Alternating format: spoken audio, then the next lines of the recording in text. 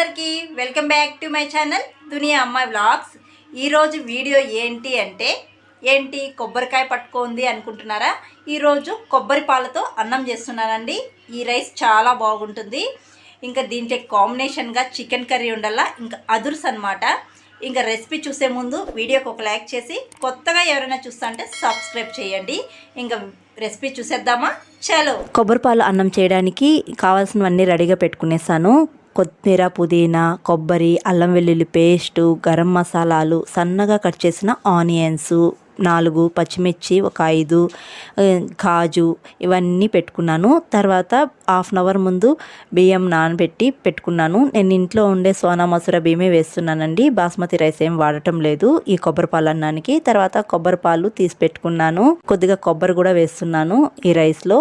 ఇంక ఇవన్నీ పెట్టుకునేసిన తర్వాత స్టవ్ పైన బాండి పెట్టుకొని నెయ్యి వేసుకుంటున్నాను. నెయ్యి 1 స్పూన్ దాకా వేసుకుంటున్నాను. తర్వాత కొద్దిగా ఆయిల్ కూడా వేసుకుంటున్నాను.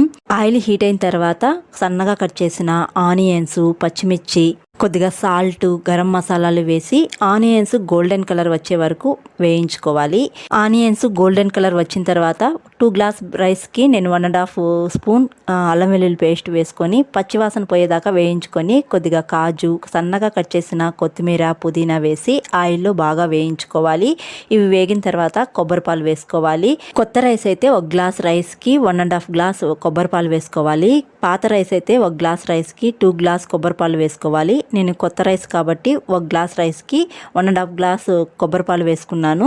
కొబ్బరి పాలు అన్నానికి సింపుల్గా ఈ మసాలాలే వేసుకోవాలండి. ఇంకా ఎక్కువగా మసాలాలు వేసుకుంటే కొబ్బరి పాలు ఫ్లేవర్ అనేది మనకు రైస్లో తెలియదు. ఈ కొబ్బరి పాలు అన్నానికి కొద్దిగా నేను కొబ్బరి కూడా వేసుకుంటున్నాను. కొబ్బరి వేసుకున్న తర్వాత బాగా కలిపి మూత పెట్టి ఎసురు బాగా తెల్లనివ్వాలి. ఎసురు బాగా తెల్లుతున్నప్పుడు మనం రైస్ వేసుకోవాలి. ఎసురు బాగా తెల్లుతుంది. ఈ విధంగా ఎసురు బాగా తెల్లుతున్నప్పుడు హాఫ్ అన్ అవర్ ముందు నానబెట్టుకున్న రైస్ని వేసుకోవాలి. రైస్ వేసి బాగా కలిపి సాల్ట్ రుచి చూసుకోవాలి. సాల్ట్ తక్కువగా ఉంటే వేసుకొని బాగా కలిపి మూత పెట్టి రైస్ అంతా దగ్గర పడే వరకు ఉడికించుకోవాలి. ఈ విధంగా రైస్ అంతా దగ్గర పడిన తర్వాత బాగా కలుపుకొని మంటని సిమ్లో పెట్టి మూత పెట్టి మరొక 10 నిమిషాలు సన్న మంట మీద అన్నాన్ని దమ్ చేసుకుంటే కొబ్బరి పాలు అన్నం రెడీ అండి. ఈ అన్నంలోకి చికెన్ కర్రీ సూపర్ కాంబినేషను. ఈ కొబ్బరి పాలు అన్నంలోకి మా ఆయన గ్రీన్ చికెన్ కర్రీ చేశారండి. గ్రీన్ చికెన్ కర్రీ కొబ్బరి పాలు అన్నం కాంబినేషన్ చాలా బాగునింది. ఈ గ్రీన్ చికెన్ కర్రీ మా ఆయన ఏ విధంగా చేశారు అనేది నెక్స్ట్ బ్లాగ్లో అప్లోడ్ చేస్తాను. వీడియో నచ్చితే ఒక లైక్ చేయడం అస్సలు మర్చిపోకండి. కొత్తగా ఎవరైనా చూస్తా అంటే సబ్స్క్రైబ్ చేయండి.